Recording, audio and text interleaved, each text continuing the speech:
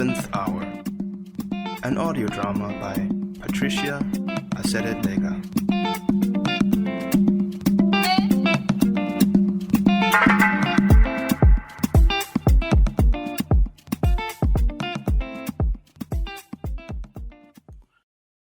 Episode 8. Helen had been waiting in her car, parked down the street in which her house was located. At the expected time, the familiar car drove past her. Bisola never missed her weekly Wednesday Bible study at her church. Helen had been avoiding her since their argument and was practically communicating with her through text messages. Helen walked into the living room and found Angela watching a movie. It was evident that the girl had also been waiting for the woman to leave the house, so engrossed in what she was watching that she didn't even notice someone else had come into the room. Angela, is this how you study? Oh, Auntie Helen, you know how it is now. One has to relax a little. Mommy has been home all evening. I've had to pretend to study for 2 whole hours. My soap opera was about to start, so as soon as I heard her leave, I sprang into action. Helen laughed and sat down next to the girl. She normally didn't have time for telenovelas, especially since she had opened her shop. So this is what happens as soon as I leave the house. Angela and Helen looked up, both shocked. Angela didn't even bother switching off the TV before scrambling out of the room. Helen was left alone with her stepmother, who dropped her handbag on a chair. Oh. You've lost the ability to speak now, have you? Helen, you think you're so clever that I wouldn't see your car parked down the street, eh? That I haven't noticed that you've been trying to come home when your father comes back home, so that I couldn't say much. But see, I'm here now. We are going to put this matter to rest once and for all. Mommy, you are turning this into a battle, and unnecessarily too. It's the couple who are the ministers of marriage. I'm not going to change my mind. I won't get married. And I've informed you before the Saturday meeting, so you know what I will be saying there. I understand that it's my mess, and I need to clean it up. That's what I'm trying to do. These children are so ungrateful. You give them everything, but they refuse to understand that with privilege comes responsibility. Look, it's simply not done. One doesn't cancel a wedding so late in the day. Sorry, Helen, you just have to get over whatever it is that's making you have cold feet. Just be happy. Be happy that I'm discreet enough and that I haven't bothered your father with all this nonsense. Helen took a deep breath as she tried to steady herself. She tried counting in her head because that's what people advise one to do to steady oneself. Oh, Mommy, this doesn't work on me anymore. I've spent all my life trying to get over the way you say things whenever you want to get me to do something. Whatever you feel is best for me. You can't blackmail me with my father anymore.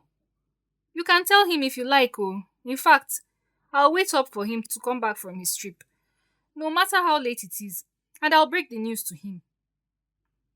And as I do that, I'm going to also let him know the answer to the question he asked me so many times a few years ago. Who told you that you were obese? Yes, because people told me that I had put on weight, but your words were the ones that hurt me the most. You told me that I had disfigured myself, and that I had made myself most unattractive. I will tell him that. I will also tell him how when I was a teenager and my face was full of pimples and I told you that a girl in my class laughed at me. You told me that should be the least of my worries and your solution was to buy makeup for me. So whenever I went out, I put layers on. I can't stand that stuff now. I'll also tell him that you knew Douglas was cheating on me and that you were very fine with keeping that information to yourself simply because you wanted me to hang on long enough for him to propose. No. then you would finally have me out of this house. You want to have a conversation, right? Let's talk. But let's talk about everything. Because if my mother were alive, I'm very sure that she wouldn't try to emotionally blackmail me into marrying Chris. Helen was breathing heavily by the time she finished speaking. Bisola was staring at her in disbelief. This was not going as she had expected. How can you say such terrible things to me? All I've ever done is to try to bring out the best in you, to try to make you strong for the world. Helen, I saw that you were prone to questioning yourself, so I tried to make you act. Snap out of things! Not be so sentimental about every tiny issue. Could I have done things another way? Maybe. But look, you've lost all that weight. Your skin is now clear. It worked. That was how my mother was with me too. Very direct. When someone laughed at my legs, she told me that the person was right and to wear long skirts or trousers. And no one had ever laughed at my legs ever since. Helen looked dumbfounded at the woman. In truth, she couldn't ever remember seeing Bisola's legs. Her stepmother's explanation at the moment just angered her further. She wouldn't analyze the hurt that the woman's own upbringing had caused until much later. It honestly is incredible that you still refuse to acknowledge the cruelty of your words. But then, it's your way. It's your way. I've heard you do the same to your own daughters.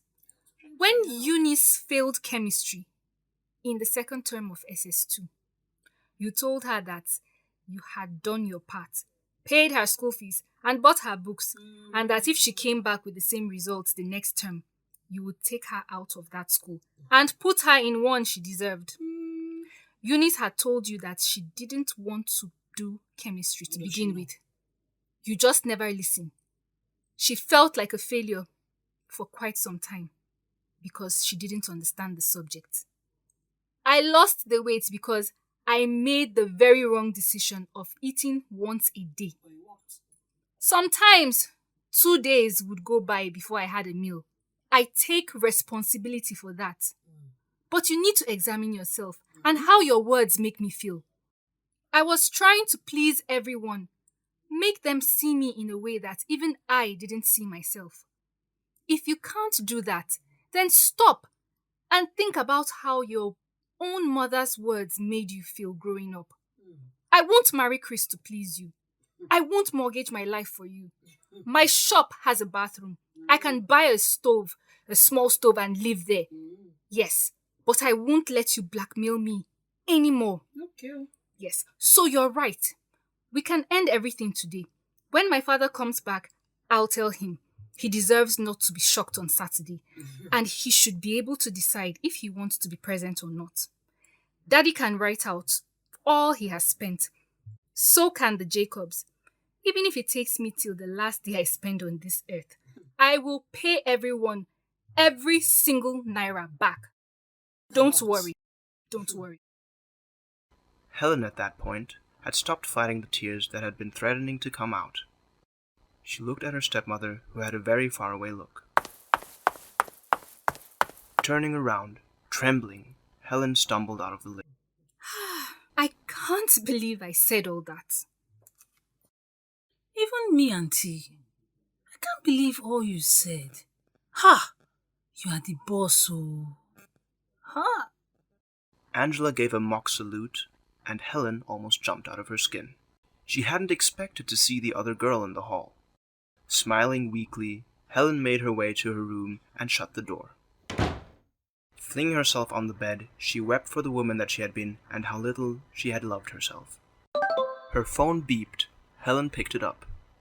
It was an incoming message from Gabrielle Ibrahim. Can you come to my office tomorrow? I need to show you something. Oh, sure, I can. Helen replied that she could. What time? They agreed on a time and the address was sent to her. I can't wait for this to be over. I really can't. I hope it's just the dress style she wants to show me, though. I mean, Why can't she send it in a message?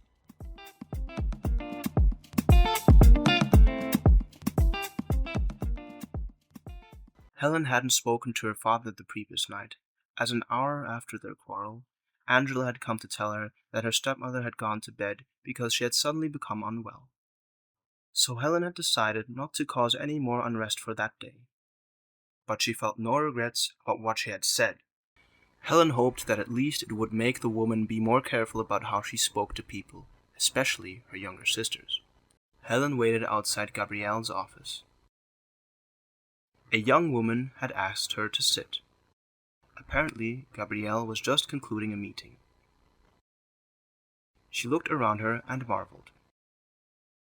Who could have told her that she'd be there one day? Chris had definitely given her a good parting gift. The familiar trepidation swept over her when she thought of Chris. She wished that she could close her eyes and ignore everything, like Gladys and her stepmother were asking her to. Maybe they were right. Maybe those things were not important. But she felt relief when she had left that ring on the table. Why had she felt that? The door opening took her out of her thoughts. Gabrielle emerged and smiled at Helen, who stood up to greet her. I'm so sorry to have kept you waiting. The meeting started late and I just couldn't get them to conclude quickly enough. Please, come in. Okay, can you get us something to drink or eat? What would you like, Helen? Oh, I'm not hungry. I couldn't even eat my breakfast this morning. Some juice and cake, Uki, please. I also didn't have breakfast, but our corner bakery is really good. They make their juice fresh. You might be tempted when you see what Uki brings. How are you, Helen? I'd like to say fine, but I have this knot of nerves in my stomach that just won't go away. A part of me wishes I had just put that initial conversation out of my mind. And a part of me is patting myself on the back for having the courage to move on. And if it's possible. Another part of me is wondering if I'm too sensitive, which I am. I tend to overthink things. But I can't forget what I heard. Chris's silence when I told him. He didn't even deny or anything. He didn't deny it. At least he was honest enough not to. I'm just convinced that he is trying to forget Bettina with me. It won't end well for any of us because I'll never be her. I'm just sorry that it happened now. I really don't want to inconvenience anyone or upset anyone. I'm going to be paying for this wedding until I'm old and grey. I think the money is the least of your worries. If Chris is anything like Alex, he won't accept anything from you. Helen, why did you accept Chris's marriage proposal? Why did you think at that point that he would make a good husband? I know it all looks terrible, really terrible right now. And I feel that the person I was about to marry is practically a stranger, even though I've known him for over a year. But I think he feels exactly the same way about me. I usually just bottle up things and I know that I didn't reveal much about what my life had been like. But he was there when I took the plunge to open my shop. He came with me to see different places. He watched me make numbers to see which I could get and offered to pay for the one I really liked. But I refused. I wanted to make it on my own. I think he made me feel safe. I've just been through really toxic relationships. And so for me, this was like day and night. I didn't feel like I was walking on eggshells around him. So, when I overheard that conversation, it didn't feel like just a stupid conversation. I felt transported to the many times in my life that I had been made to feel less. Not just in my romantic relationships, but in my friendships and in my family. Because until that day, Chris had never given me the impression that we weren't on the same level. I don't know if you understand what I'm trying to explain. I do. Even if coming from a different place. I'm sure you're no stranger to my family story. Up until everything exploded and the sinister plot around my mother was exposed, I too walked on eggshells around my father, stepsister, and her mother. It felt like I had to be on my best behavior around them. And it affected me. It affected how I related with people. So I do understand you. I can't go into details because it involves other people. And there were other reasons. But walking away from the really first adult relationship I've had, which was with Alex, wasn't easy. And it hurt people. But I know it was the right thing to do.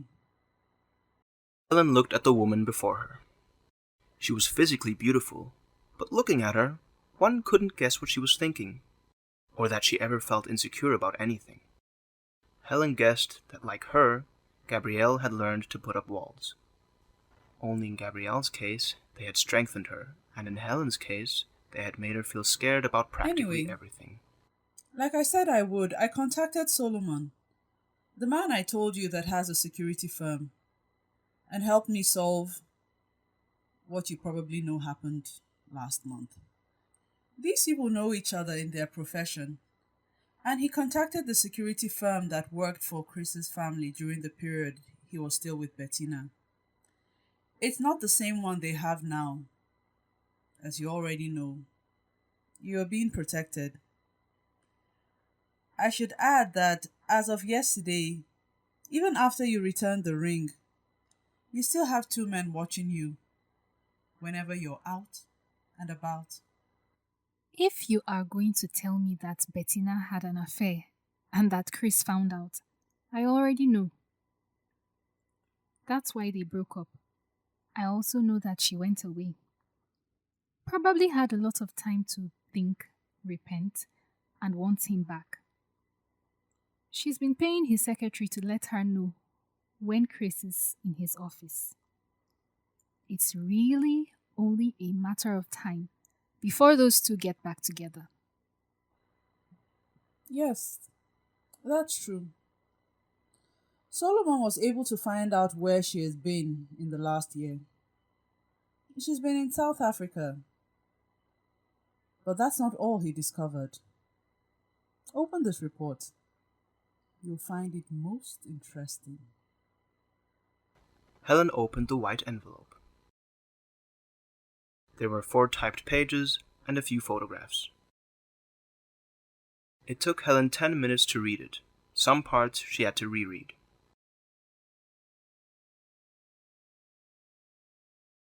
When she had finished, she looked up at Gabrielle. For a few seconds, there was a look of incomprehension in Helen's eyes. Then it turned into disbelief. Whoa. Can I have Solomon's contact? I need to ask him a few questions.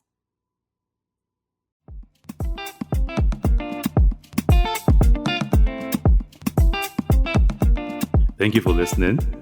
Helen and Co. will be back very soon with the rest of their story. Hey, don't go anywhere. Not without subscribing, liking, hitting the bell button for notification, and leaving a comment, my people.